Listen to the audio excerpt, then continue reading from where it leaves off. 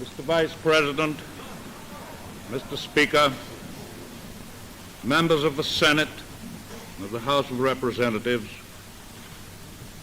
yesterday, December 7th, 1941,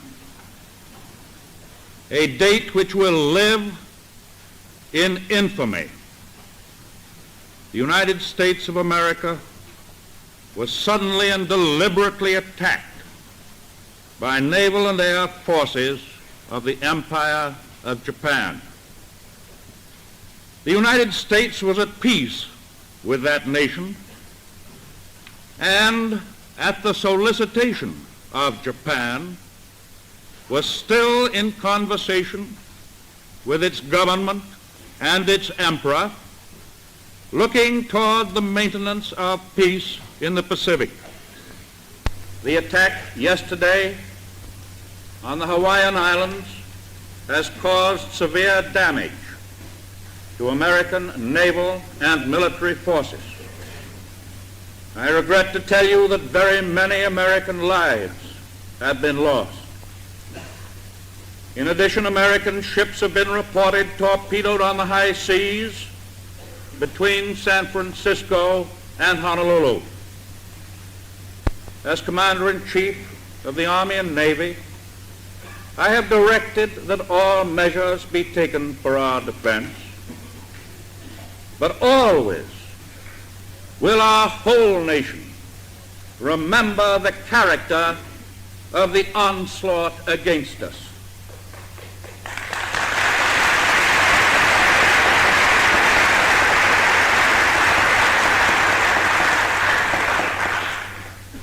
No matter how long it may take us to overcome this premeditated invasion, the American people in their righteous might will win through to absolute victory.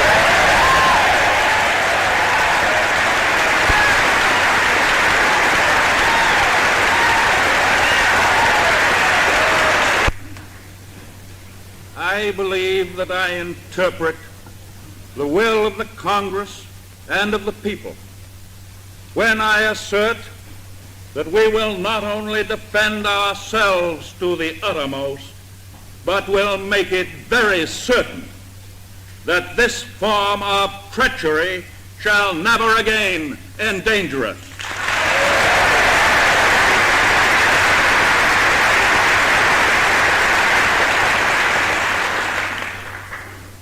Hostilities exist. There is no blinking at the fact that our people, our territory, and our interests are in grave danger.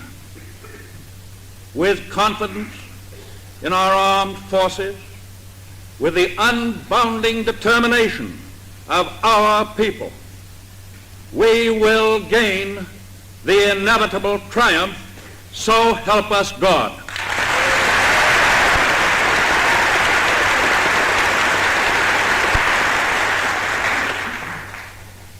I ask that the Congress declare that since the unprovoked and dastardly attack by Japan on Sunday, December 7th, 1941, a state of war has existed between the United States and the Japanese Empire.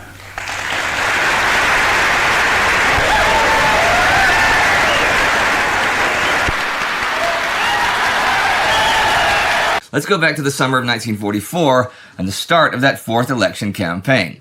FDR, that's Franklin Delano Roosevelt, has been in office since 1933. He took office when over half the states had closed their banks in the depths of the Depression. After winning re-election in 1936, he won an unprecedented third term in 1940 by a margin of 5 million votes. When the war began, he balanced the demands of the interventionist and isolationist wings of American politics and public opinion before responding decisively to the 1941 Pearl Harbor attack. He then led America's transformation into a titanic war economy in the fight against the Axis powers.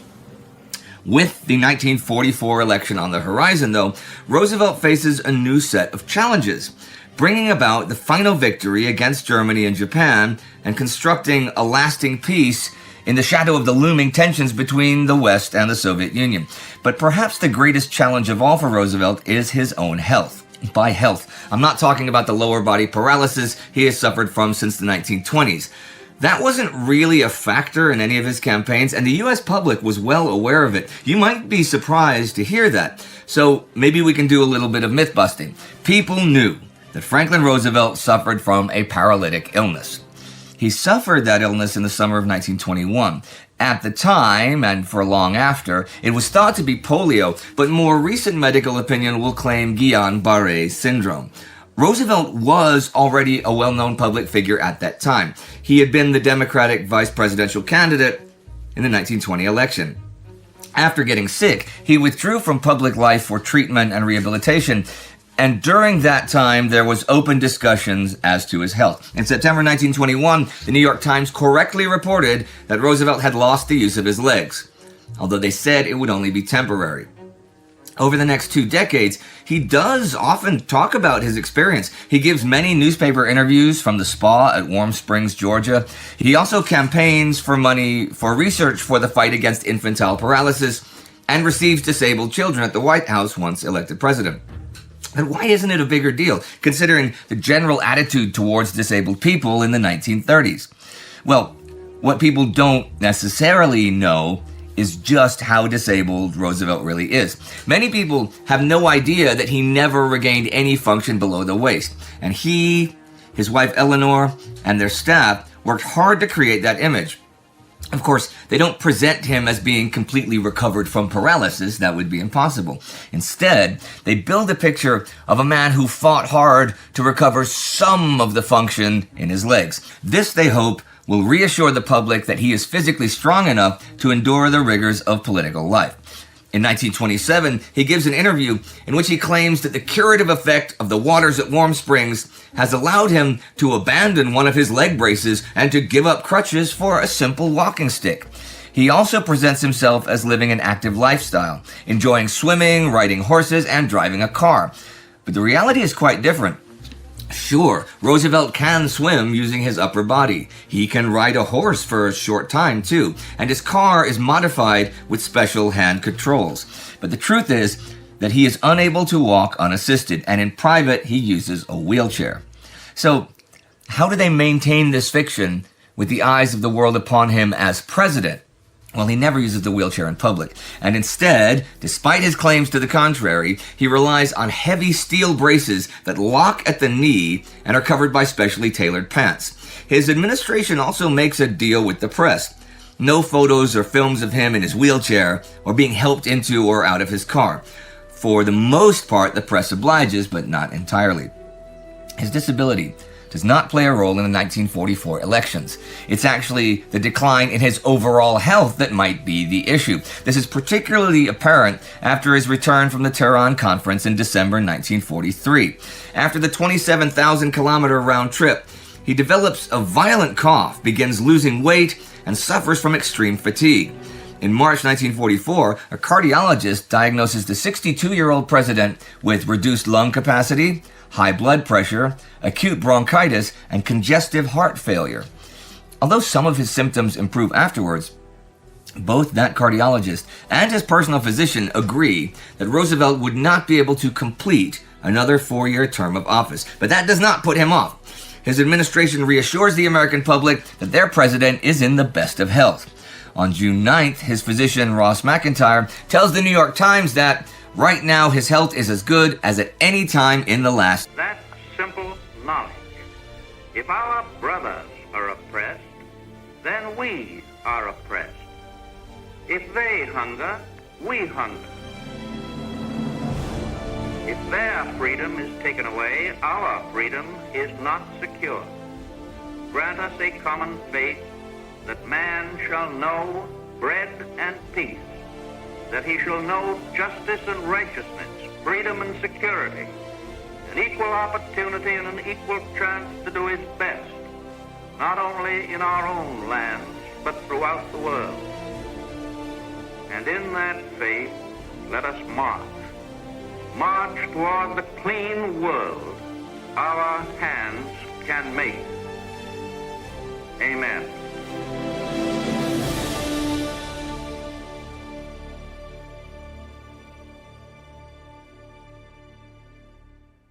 With our enemies.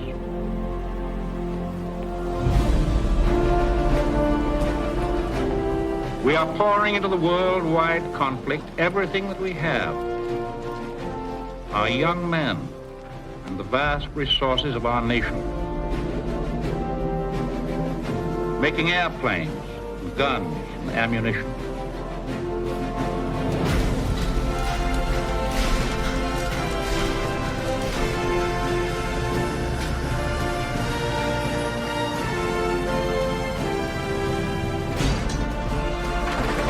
By the fall of 1943, nearly 2 years after the attack on Pearl Harbor, America's war machine is operating at maximum capacity.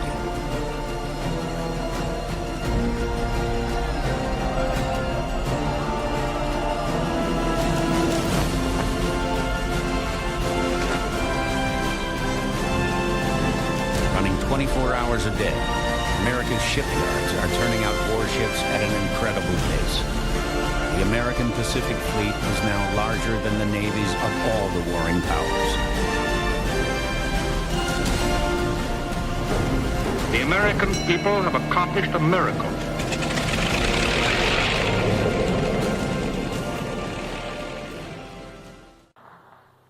Vice President, Mr. Speaker, members of the Senate, of the House of Representatives, yesterday, December 7th, 1941, a date which will live in infamy. The United States of America was suddenly and deliberately attacked by naval and air forces of the Empire of Japan. The United States was at peace with that nation, and at solicitation of Japan, still in conversation with its government and its emperor, looking toward the maintenance of peace in the Pacific.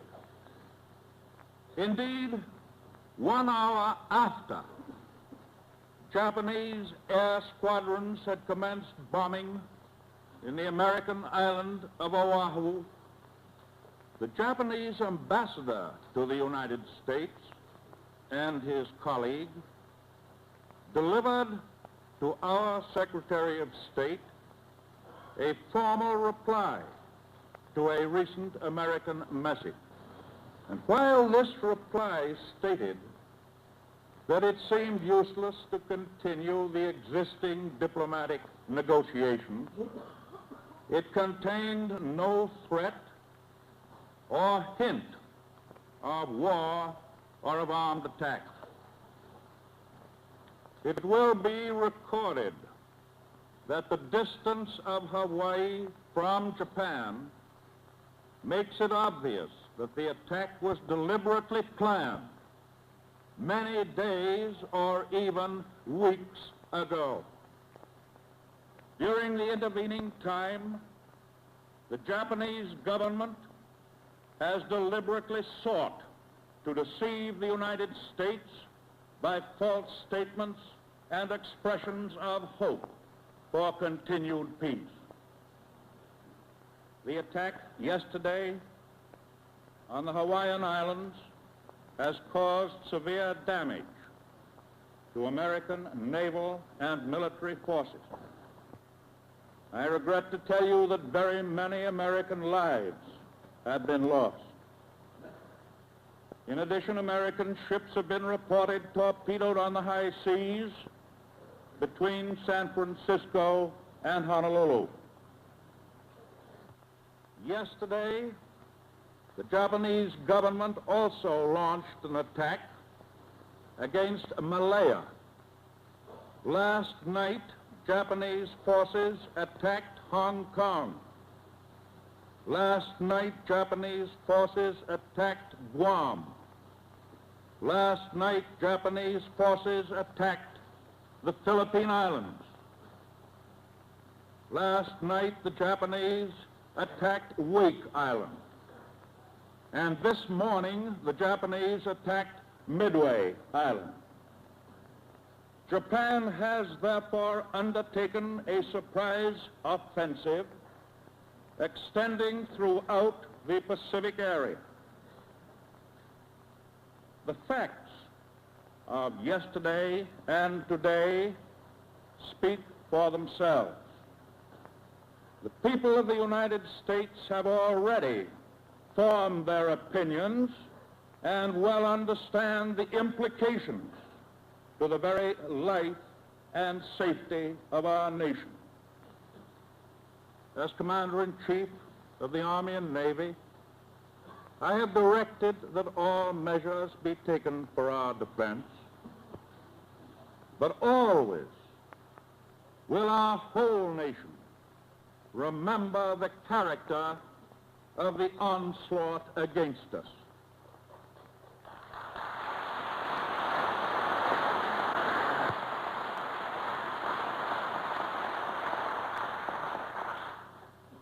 No matter how long it may take us to overcome this premeditated invasion, the American people in their righteous might will win through to absolute victory.